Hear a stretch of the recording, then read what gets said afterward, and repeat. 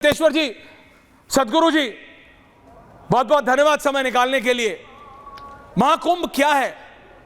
मैं अगर 4 श्लोक जान लूं तो मैं सदगुरु बनने का दुस्साहस तो नहीं कर सकता। मैं गूगल से पढ़ लूं कि ये नवग्रहों की क्या दिशा है, क्या दशा है, तो मैं सदगुरु तो नहीं बन सकता।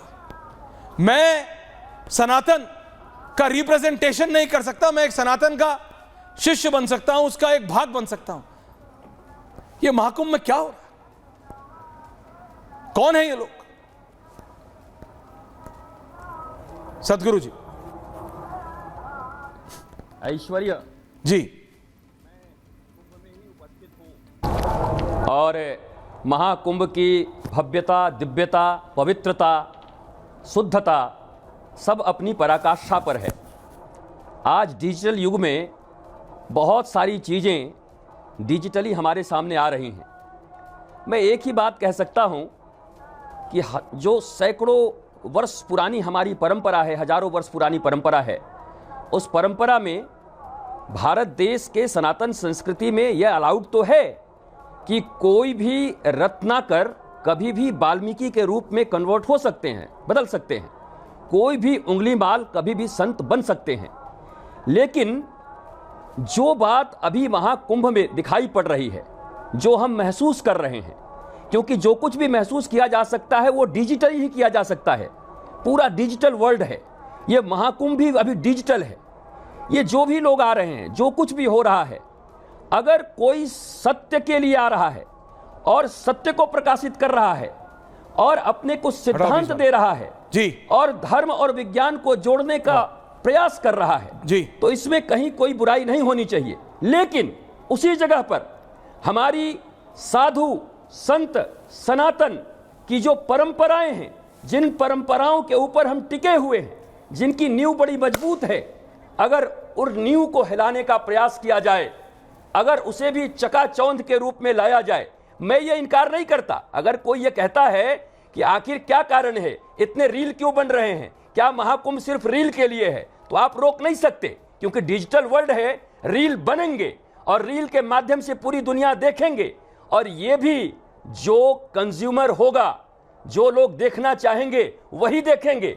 आप कुछ भी बनाएंगे, जब लोगों को पसंद आता है तभी देखते हैं। तो मुझे ऐसा लगता है कि संत परंपरा अपनी जगह पर खड़ी है, अखाड़े अपनी जगह पर खड़े हैं। सनातन की प्राचीन परंपरा की नींव बड़ी गहरी है, वो कभी हिलने वाली नहीं है। लेकिन इस डिजिटल वर्ल्ड में कुछ नई चीजें देखने को मिलेंगे। हाँ, ये जरूर है कि आकर्षण के कारण अगर पूरे भारत के और दुनिया के इस महाकुंभ को केवल कुछ लोगों पर केंद्रित करके रखा जाए तो थोड़ा सा दुख होता है। लेकिन इसके साथ साथ ये भी कहता हूं कि हमें निंदा करने का अधिकार नहीं है, क्योंकि हम में से भी जो लोग भी पॉपुलर हुए हैं वो भी रील और मीडिया के माध्यम से ही हुए हैं। और अगर आज किसी के बीच से मीडिया किसी को उठाकर, अगर सोशल मीडिया किसी को उठाकर उनकी बातों को लोगों तक रखता है और उनकी बातों को लाखों करोड़ों लोग सुनते हैं और मानते हैं कि अच्छा है या बुरा है, इसका परिणाम और इसका रिजल्ट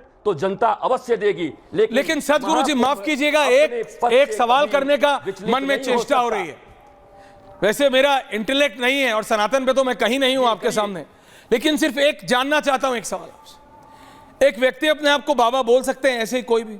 जैसे मैंने कहा, 2-4 श्लोक मेरी दादी ने भी मुझे सिखाए थे, रोज सुबह बोलती थी गायत्री मंत्र बोलो, तो मेरे को कंठस्थ है।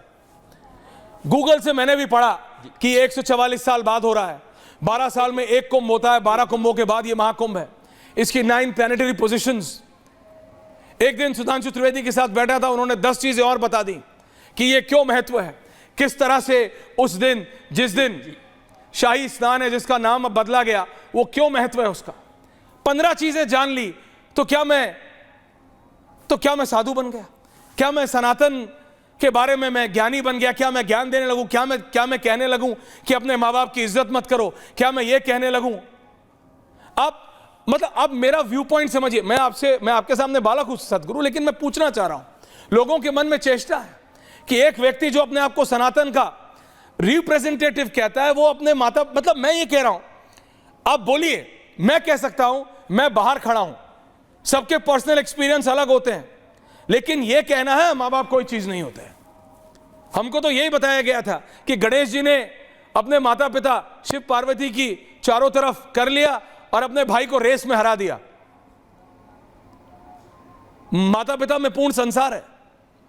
ऐश्वर्य जी ऐश्वर्य, आपने जो प्रश्न उठाए हैं उस प्रश्न का उत्तर थोड़े दोनों तरफ से आपको देखना होगा। जी प्लीज दीजिए। क्योंकि हमारे सनातन संस्कृति में मातृ देवो भव, पितृ देवो भव, आचार्य देवो भव, अतिथि देवो भव, माता पिता को देवता अर्थात भगवान का स्थान दिया गया है।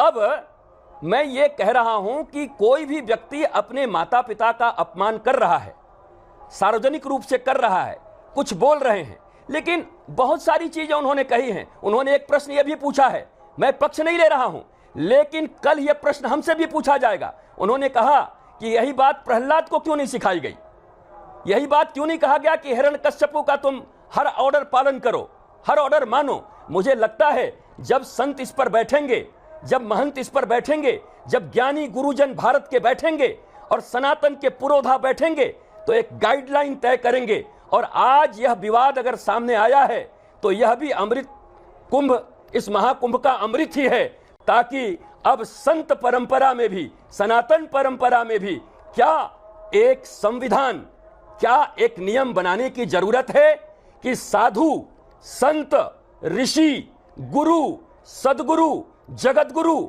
महामंडलेश्वर, मंडलेश्वर, भक्त, साधक, सिद्ध, सुजान, यह किसको कहा जाए, इस पर यह प्रश्न खड़ा हुआ है। जी। और अगर सब बैठेंगे, महान विद्वान लोग साथ बैठेंगे, जब प्रश्न खड़ा होता है तो उत्तर भी सामने आता है। मुझे लगता है इस महाकुंभ में, इस डिजिटल महाकुंभ में एक बड़ा प्रश्न खड़ा हुआ है, विष के रूप में आया है, लेकिन हम इस महाकुंभ से अमृत लेके निकलेंगे, अमृत लेकर निकलेंगे, उत्तर अमृत के रूप में आएगा, अमृत रूप में। बहुत बहुत धन्यवाद सदगुरु जी, बहुत बहुत धन्यवाद आपका, बहुत बहुत धन्यवाद आपकी वाणी के लिए।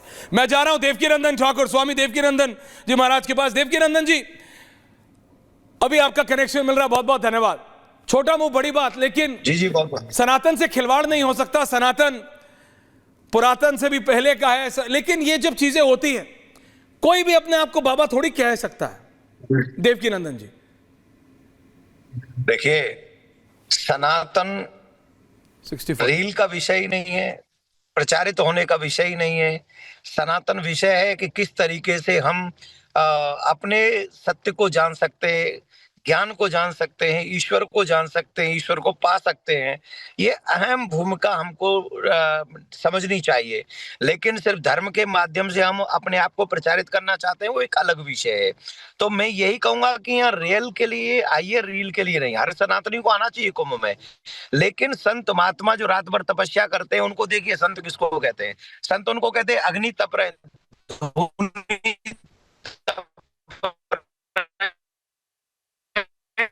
और तन पे एक भी वस्त्र नहीं, और सिर्फ अग्नि के सामने बैठे रहते हैं। तो ये विषय है, और इसीलिए 27 जनवरी को धर्म संसद बुलाई है कि हम लोग धर्म की विषय की बात को सनातन बोर्ड के माध्यम से सबको समझा सके कि धर्म ये है, और ये दिखावा धर्म नहीं हो सकता, या उल्टी सीधी हम लोग कुछ भी, किसी की आंख के लिए हम जान रहे हैं, किसी की सुंदरता के लिए हम जान रहे हैं, किसी की आईटी के लिए जान रहे हैं, ये ठीक नहीं है। इसीलिए हर सनातनी को धर्म की रक्षा करने के लिए आगे आना चाहिए, 27 जनवरी को आना चाहिए, सनातन बोर्ड की मांग करनी चाहिए, और ये कहना चाहिए कि अभी नहीं तो कभी नहीं। और अगर अभी हमने ढीला छोड़ दिया तो एक बात सच है, आने वाले समय में और भी इससे नीचे उतरेंगे आने वाले लोग, और फिर उस धर्म को उसी लेवल पे लेके चले जाएंगे, जो कि हमारे लिए बहुत घातक होगा और बहुत मुश्किल होगा।